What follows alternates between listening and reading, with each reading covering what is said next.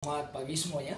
Nah, ini tata bahasa atau grammar yang paling sederhana menurut saya. Dan ini biasanya topik preposisi ini biasanya dipelajari di waktu TK atau SD ya pada umumnya. Nah, jadi seringkali kita menggunakan preposisi ini salah karena kita tidak terbiasa atau tidak sering praktekkan. Nah, kita kembali mempelajari dengan topik preposisi. Apa sih preposisi? Kalau diterjemahkan artinya kata depan atau kata yang menunjukkan posisi sebuah benda. Nah, jadi preposisi artinya kata depan atau kata yang menunjukkan posisi sebuah benda. Nah, kita membahas satu persatu. Nanti saya akan buatkan contohnya ya. Oke. In artinya di dalam. Nah, in ini lebih tepatnya ketika ada benda dan benda tersebut berada di dalam sebuah tempat di dalam. Contohnya in my wallet artinya ada di sini ruang yang ada dalamnya, bukan di permukaan ya, tapi ada dalamnya, ada lubangnya. Nah, jadi itu namanya in. In the drawer, di dalam laci. Jadi laci terus ada lubangnya di dalamnya. Ya, in my heart, di dalam hatiku. Ya. Jadi kalau ada benda yang di dalam sebuah permukaan itu namanya in. Ya. There is some money in my wallet, ya. Ya. Am I in your heart? Ya, in, ya. Oke. Look into my eyes, di dalam ya. In itu di dalam, artinya ada lubang atau lobang dan benda tersebut ada di dalam ya. Jadi bedakan nanti in dengan on. Oke, kita lanjut dengan on. On adalah di permukaan, di atas permukaan. Bedakan nanti above dengan on ya, kita langsung bedakan. Kalau on itu di permukaan, langsung di permukaan. On my table artinya ada meja, di atas meja itu langsung, itu namanya on ya. On my wallet artinya bukan di dalam dompet saya tapi di atas permukaannya. On itu namanya on ya. On the chair artinya di atas kursi, di atas permukaan ya. Jadi bendanya kelihatan. Kalau in tadi bendanya tidak kelihatan karena ada lubangnya. Bedakan in dengan on ya. I put the books on my table. Artinya saya meletakkan buku-buku tersebut di atas meja saya. Ya, di atas ya, permukaan artinya. At. Nah, apa bedanya in dengan at? Kalau kita sering katakan I live in Bekasi, in artinya di dalam kota Bekasi tersebut. Tapi kalau I live at Bekasi, kenapa kita sering jarang sebut at Bekasi? Karena at Bekasi itu tuh belum tentu tinggal di dalam kota Bekasi, tapi bisa di pinggir-pinggir kota Bekasi. Contohnya di Jakarta Timur juga itu at Bekasi karena samping Bekasi. Ya. Jadi I live at Bekasi bisa aja tinggal di Cikarang karena berdekatan dengan Bekasi. Jadi lebih tepatnya kita bilang in. Kalau at artinya di sekitar. Tidak jelas di mana, tapi artinya di sekitar, bisa di tepi, di pinggir, di samping dan segala macam. Jadi itu lebih umum banget itu at ya. Tapi kalau kita mau bilang langsung in itu lebih tepat. I live in Bekasi. I live in Tanjung Priok. Ya, where do you live in? Ya. Okay. Di kota mana kamu tinggal? Di dalam kotanya. Bukan di samping-sampingnya. Kalau di samping-sampingnya, di sekitarnya itu at. Ya. Oke. Nah, behind. Behind itu artinya di belakang. Nah, ini contohnya pintu, misalkan ini pintu. Behind artinya di belakang sini, tidak terlihat bendanya. Namanya behind. Di belakang. Ya. Jadi kalau kamu bilang I'm behind you, artinya ketika kamu melihat seseorang di depan, kamunya di belakang orang tersebut. Orang tersebut tidak melihat kamu, belum menoleh, artinya kamu di belakang sini. Behind berarti kamu, misalkan kamu yang warna hitam, teman kamu di depan.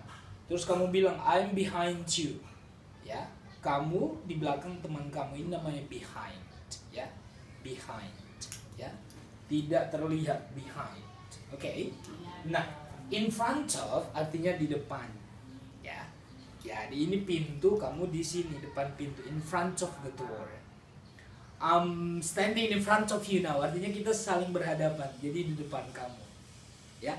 In front of, ini udah sering. In front of the door, di depan pintu. In front of you, di depan kamu.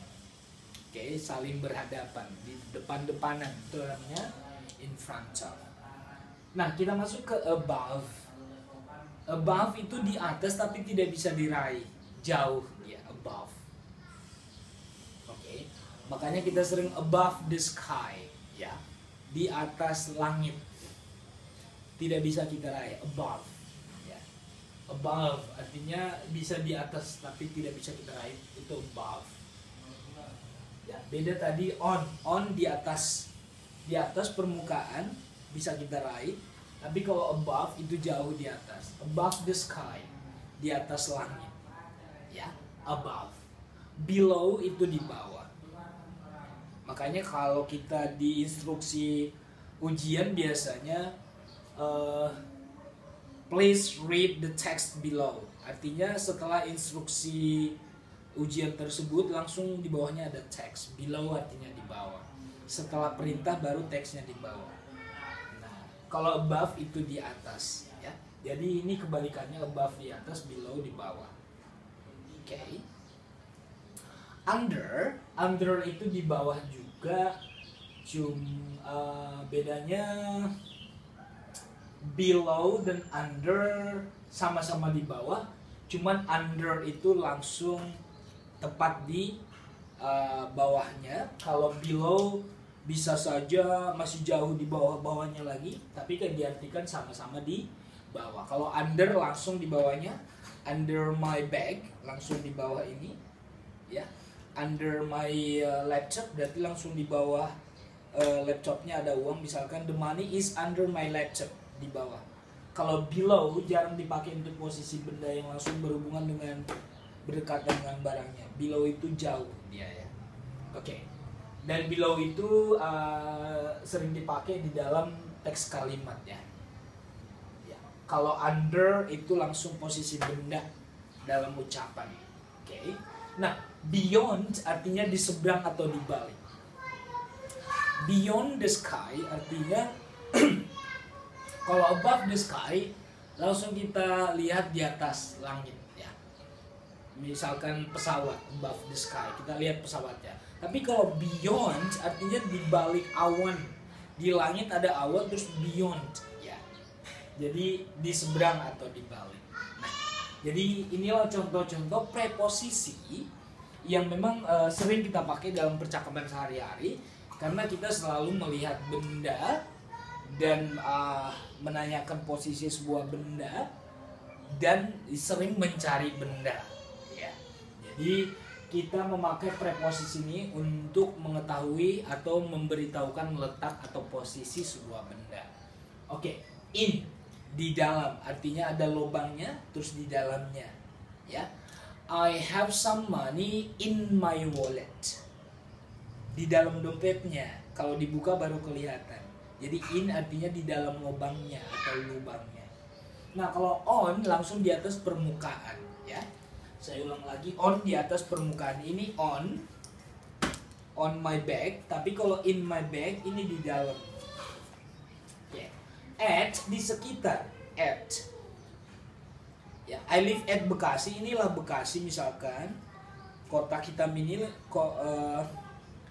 letak kota Bekasi, terus at Bekasi bisa aja di Tambun, bisa di Jakarta Timur yang samping-sampingan langsung Bekasi, gitu ya. Itu at. Misalkan ada kolam renang, bukan on, bukan in, bukan on juga, tapi at, berarti di samping-samping kolam renangnya, di sekitarannya, ya. Oke, behind di belakang. Misalkan ini pintu, ini behind.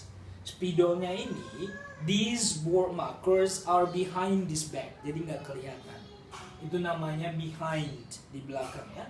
in front of berarti these word markers are in front of this bag. Ya, langsung di depan. Ya. Oke. Kalau above the sky itu di atas. Below di bawah, under di bawah.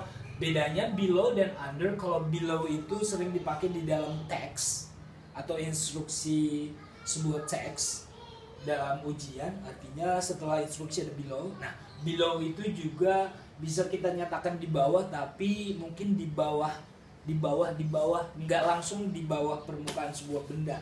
Tapi kalau under my bag artinya langsung berdekatan dengan posisi tas saya. These bore markers are under my bag. Lihat, ya. Oke, kalau below bisa aja di sini ada bag, terus di sini ada book, terus di sini under below, gitu ya. Oke. Nah, kalau beyond itu di seberang. Oke. Nah, jadi berlapis-lapis mungkin beyond. Tidak bisa kita lihat bendanya, cuman di seberang atau di balik. Oke, jadi mudah-mudahan penjelasan saya mengenai preposisi membuat kita lebih memahami dan juga bisa langsung mempergunakannya dalam percakapan sehari-hari. So I'm Gunawan Tambun Saribu. Thank you for watching, and I do hope the topic of preposition will make you understand and more. You have more understanding about the use of preposition in your daily activity of speaking. So thank you so much. Goodbye.